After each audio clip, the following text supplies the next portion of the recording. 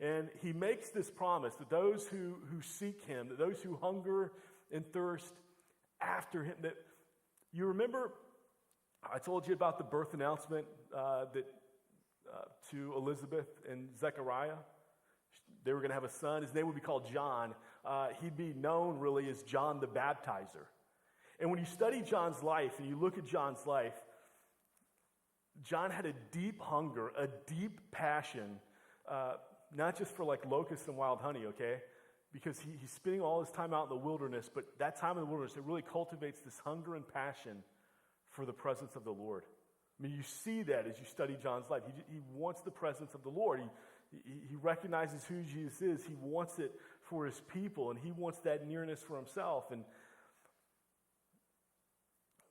the reality is you don't have to be in the wilderness to develop that hunger and thirst for the presence of the Lord. Maybe you're in your own kind of wilderness of sorts, but you don't have to be there. Zechariah and Elizabeth, John's parents, they had it. Mary, she had it.